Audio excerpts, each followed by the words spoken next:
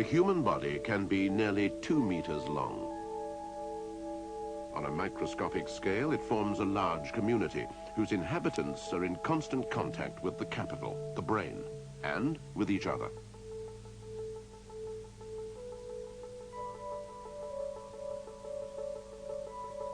The cells of the body communicate with nerve signals. At any one time, the body is alive with millions of nerve messages traveling from top to toe.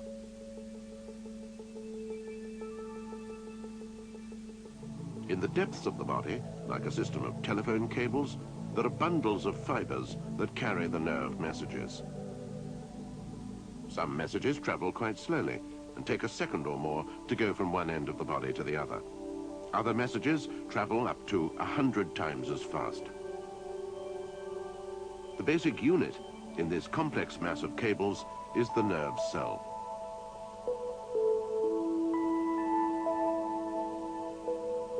By linking up in their millions, these spindly, elongated cells have produced a network that is responsible for all human achievements.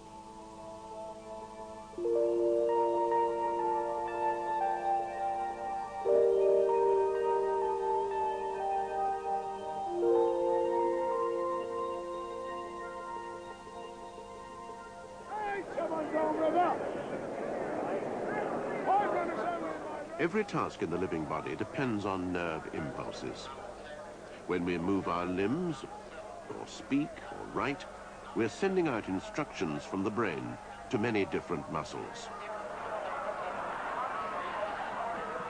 We may not be able to run as fast as a racehorse, but our nerve messages can, traveling at more than 60 kilometers an hour. At this speed, our nerves are responsible for some of the most complex activities of the human body.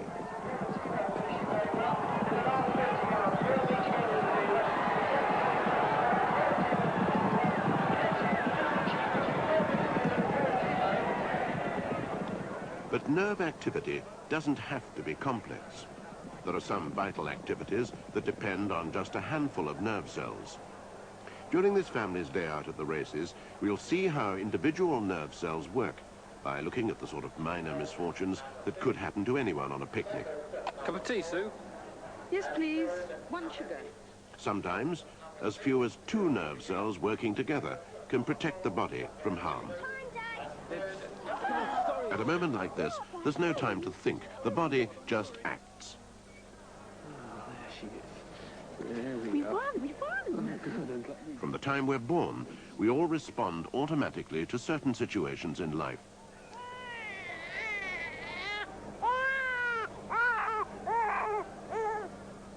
The baby would starve if she had to learn how to suck and to swallow. Many of these reflex actions, as they're called, prevent some disaster or other.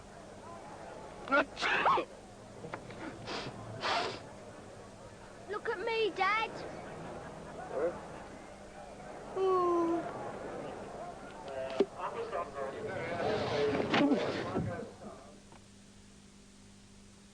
Many of the body's reflex actions depend on the spinal cord. The spine is like a hollow tube containing this long trunk of nerve fibers. The spinal cord runs from the brain to the bottom, with branches running off at every level towards many different parts of the body. The brain and spinal cord carry the instructions for many of our voluntary activities, but there are other nerves which deal with the involuntary actions of the body, the daily housekeeping tasks that keep the body ticking over.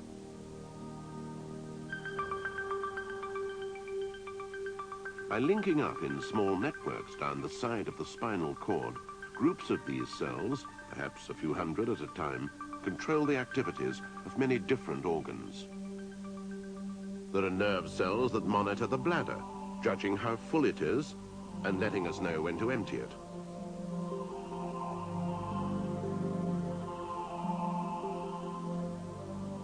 Other nerve cells keep the digestive tract pulsing with waves of pressure to move the food through the stomach.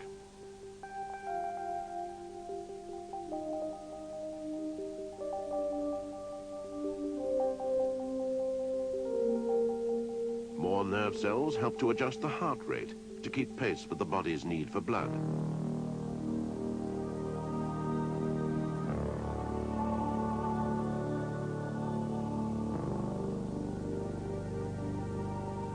The complicated movements of swallowing are coordinated by nerve cells.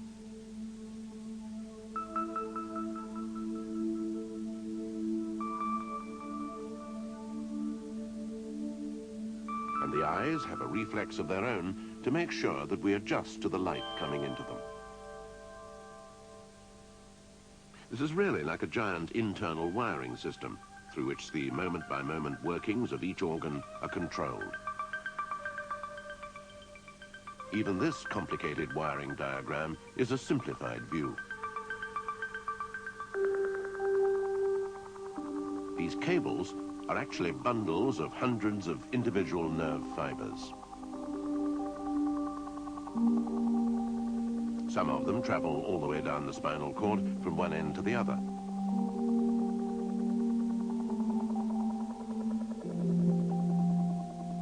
Others branch out into the rest of the body after a shorter journey. And each of them is in contact with many other nerve fibers, meeting up at junction points alongside the spinal cord.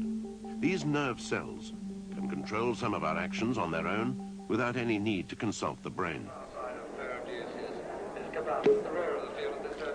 Many reflexes start with some sense message. Food in the windpipe, a sharp smell, or bright sunlight, for example. These triggers set off a nerve message by having an effect on specialized nerve endings. Some of these are embedded in the skin, and others in the sense organs, like the eyes and ears.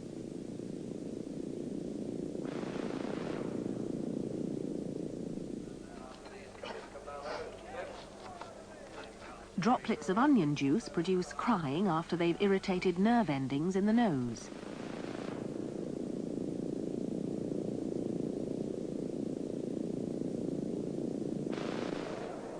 Heavy pressure squeezes another sort of nerve ending in the skin.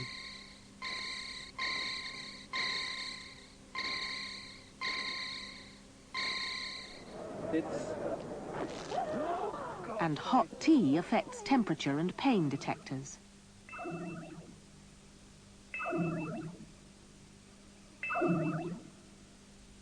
Many of these events produce pain or discomfort felt by the brain.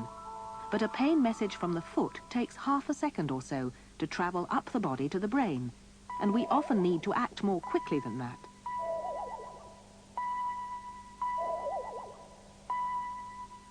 The nervous system is organized so that the brain doesn't always have to be involved in our actions. The basic element in all nervous activity is the nerve cell, the largest cell in the body. A nerve cell that starts in the toe, for example, can be a meter or more long. A nerve cell has only one job: to transmit information reasonably accurately from one end to the other. Although it has the same job as a telephone cable, it doesn't transmit electrical current.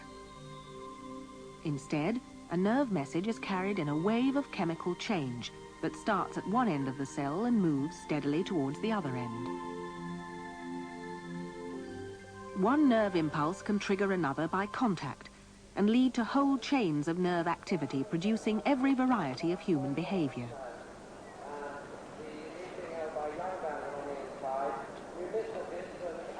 What do you think you're doing? The most familiar reflex is the knee-jerk reflex. In a 20th of a second, a tap below the knee sends a message along the thigh to the spine. Here, the message is reflected back.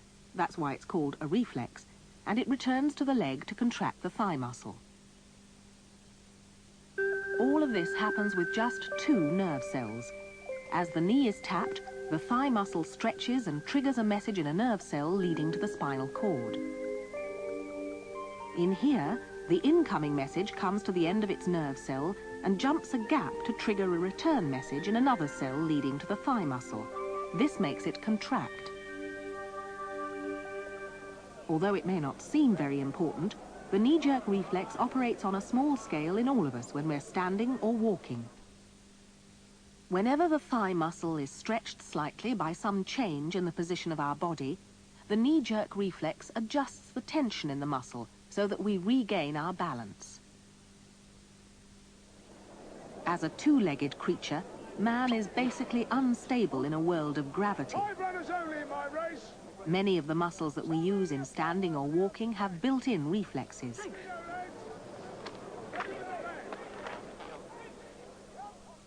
These reflexes help us to remain upright under the most trying circumstances.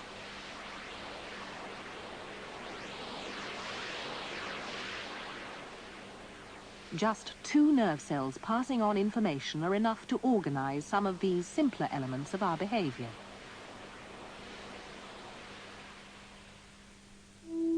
The messages that travel down nerve fibers need to travel accurately from one end of the nerve to another. On a microscopic scale, this can be a long journey through cells and tissues that are also active and could produce background noise. The nerve cell has had to evolve a system to make sure that its messages get through to their destination without fading away or suffering distortion. Unlike an electrical cable, nerve cells don't need an outside source of power. Within each nerve cell, like this one, is a store of chemicals which act rather like a battery, producing tiny electrical currents to flow along the arms that lead away from the body of the cell.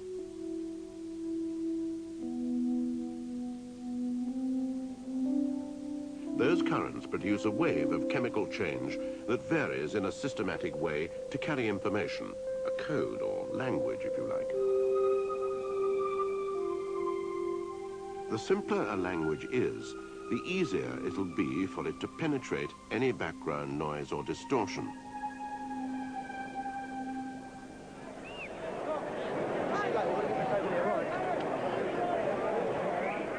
In a situation like this, with a lot of communication going on at the same time, it's often difficult to pick out the important messages from the background noise.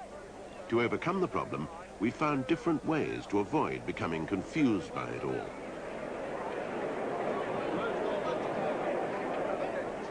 Sometimes we try shouting louder than the background noise.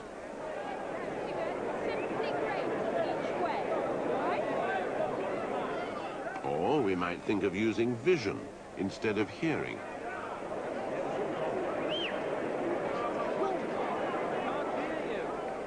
If we have to communicate over long distances, we might use radio waves or telephone wires. But here's a group of people who've had years of experience of these conditions, and they've come up with this solution to the problem. It's not just that they're using hand signals, it's a fact that the signals are based on a very simple code, which makes it easy for them to communicate over a long distance in the midst of all this burble. He's using just a few hand positions. Even in a bad light, his colleague can tell whether his right or left hand is up or down. On the whole, the simpler a message is, the more likely it is to be unaffected by interference from the surroundings. And that brings us back to the language of nerve cells. Our nerves have to transmit very complex information, like the scent, color, and shape of this flower. They communicate with a system that is even simpler than Morse code. You've only got to think how difficult it is to convey all this subtlety in Morse code to realize the achievements of nerves.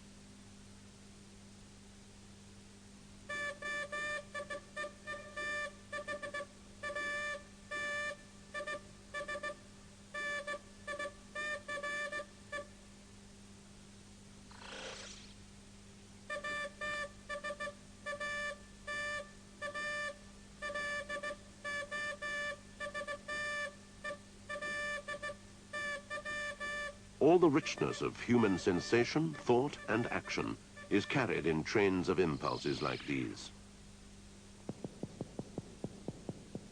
This is the pattern of activity in a nerve fiber.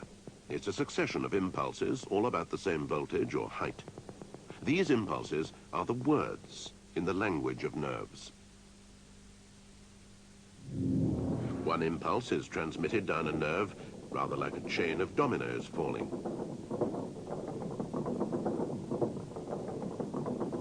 The nerve can be seen as connected sections, with each section having a knock-on effect on the next one.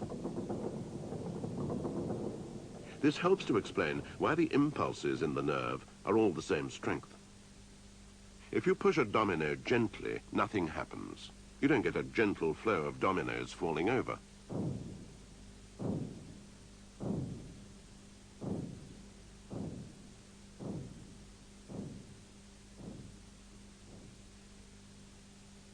And as long as you use at least enough force to topple one domino, they'll all fall over. If you were to push any harder, you wouldn't make them all fall over faster or more strongly. This is known as the all or none law. It's only whether there's an impulse there or not that matters, not its strength. This means that when an impulse gets to the end of a nerve, it doesn't matter if it's been distorted or interfered with on the way. Each of these dominoes might fall in a different way, some might be heavier than others.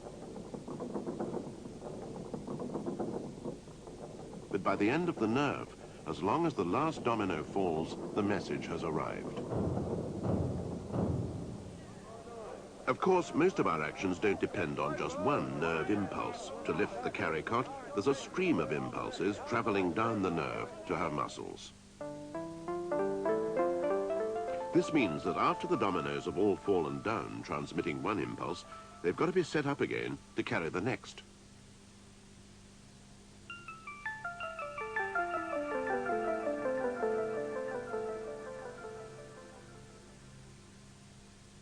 It takes a little time to set the nerve up again, a thousandth of a second in the average nerve cell, and so there's a short period of waiting after the last impulse before a nerve can carry another one. All these events take place many times a second. Our nerves carry complex information by changing the rate at which they transmit impulses. So a light pressure or a quiet sound might be conveyed by knocking down and setting up the nerve at this rate.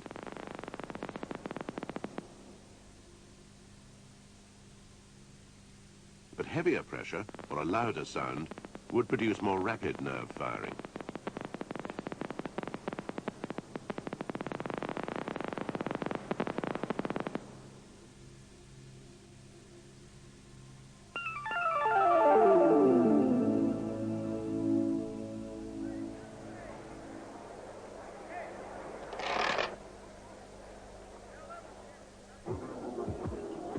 The speed that a nerve impulse travels depends on the type of nerve.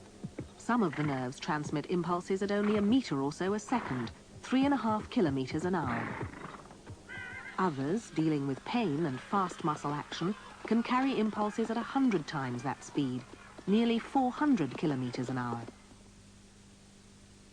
Nerves come in different thicknesses, and the thicker ones carry much faster impulses than the thin ones.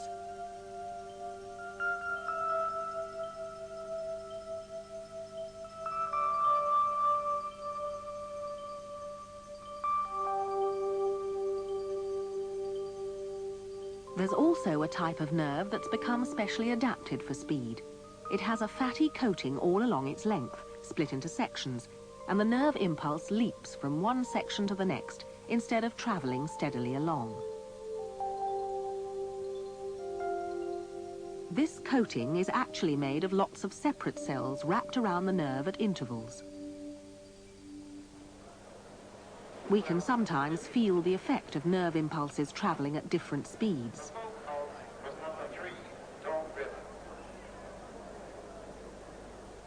Hot liquid on the foot will first produce a sharp pain as a fast nerve message arrives at the brain. Half a second or so later, there'll be a second, duller feeling as a slow nerve carries the same piece of bad news to the brain. With ruler showing just in front of Waterhead towards the stand side and Carlisle on the stand side, not far behind them towards the far side, a fast torpedo, and also Deutschmark making ground, and so too is Cutting Edge. Believe it or not, a scientist first measured nerve speeds by touching people on the foot and then the thigh, and seeing how much more quickly they reacted to the touch on the thigh.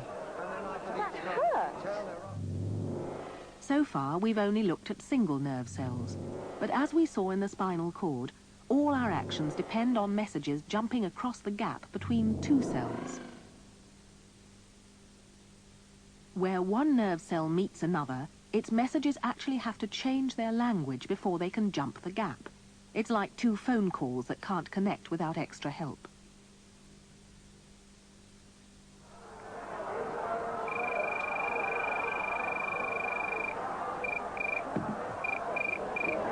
Hello? No, my dad's not here. Okay, I'll tell him to ring Bill straight away. This boy's going to have to act as a messenger to bridge the gap between the incoming call and the one that his father has to make.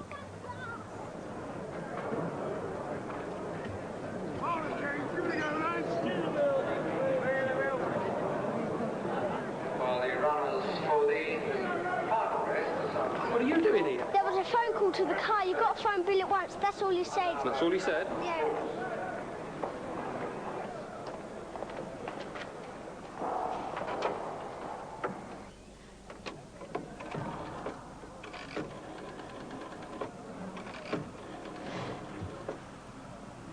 Hello? Yeah, I'd like a reverse charge call, please.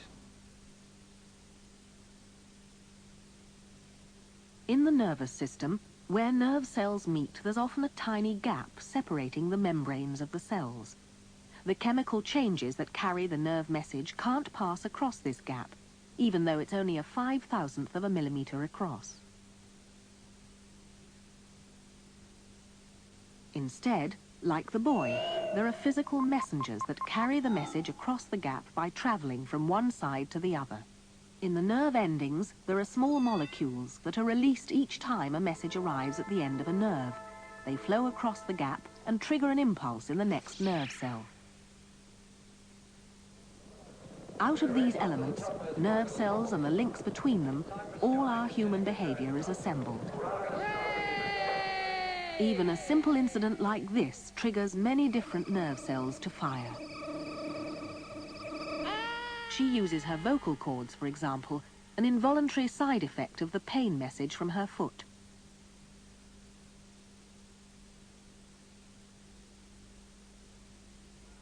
And while she lifts her foot to avoid the pain, nerve messages are spreading out in her body to the muscles in the other limbs to make sure that she keeps her balance. Here is the result of the 2 to clearly double the full amount to 494 pounds. 31. Many of these extra messages run up and down the spinal cord, triggered by incoming signals from the pain detectors.